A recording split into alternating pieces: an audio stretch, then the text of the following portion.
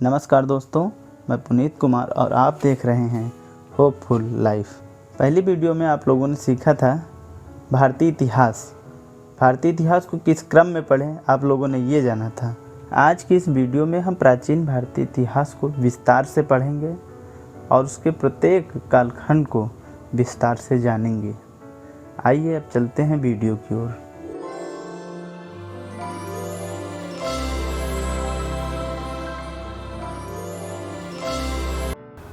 प्राचीन भारतीय इतिहास को हम कई कालखंडों में बांट के पढ़ेंगे।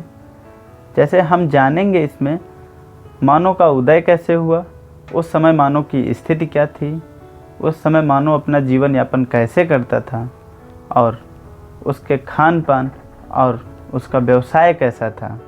प्राचीन इतिहास की शुरुआत होती है पाषाण काल से। पाषाण काल या प्रागैतिहासिक काल वो काल है जिसका कोई लिखित प्रमाण या कोई लिखित सामग्री उपलब्ध नहीं है।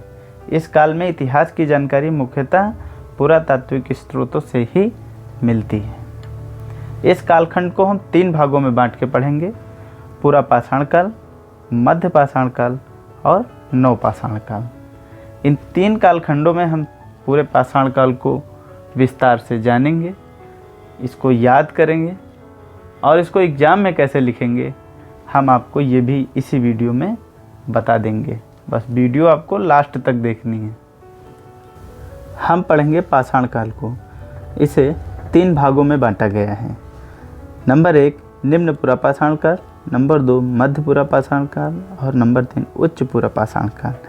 निम्न पुरा पाषाण काल, इसकी समय सीमा 5 लाख ईसा पूर्व से 50,000 ईसा पूर्व के बीच मानी जाती है। इस काल में मानव का जीवन अस्थिर था, मानव तितिर बितिर था। इसी काल में अग्नि का आविष्कार हुआ था, परंतु मानव अग्नि का उपयोग करना नहीं जानता था।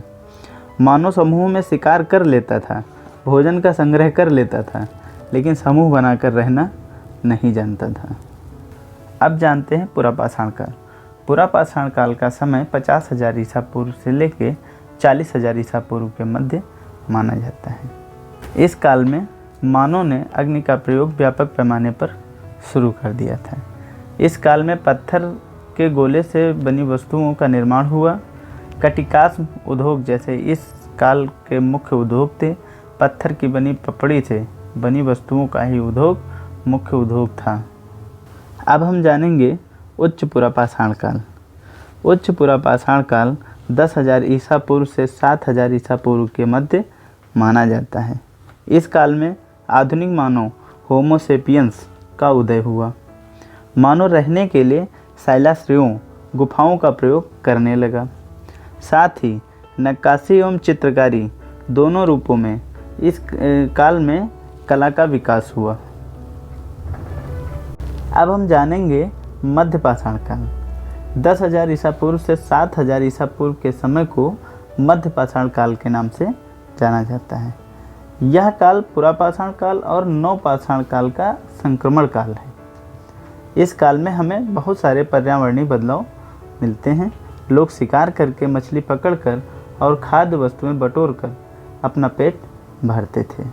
सर्वप्रथम तीर कमान का विकास इसी काल में हुआ। मानव ने पशुपालन करना इसी काल में प्रारंभ किया था। पशुपालन का प्रमाण इसी काल में मध्य प्रदेश के आदमगढ़ और राजस्थान के बागौर से प्राप्त होते हैं। मानव ने स्थायी निवास बनाकर रहना इसी काल में सीखा था।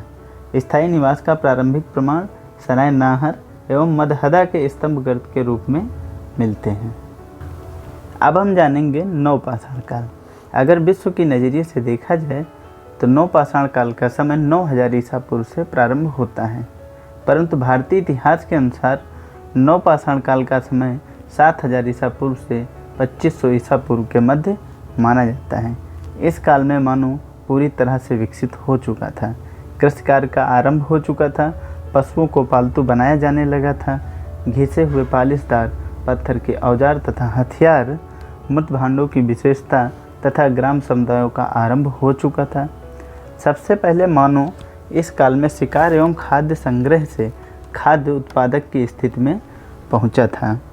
पशुओं के उपयोग की जानकारी तथा स्थिर ग्राम्य जीवन का विकास इसी काल में हुआ था।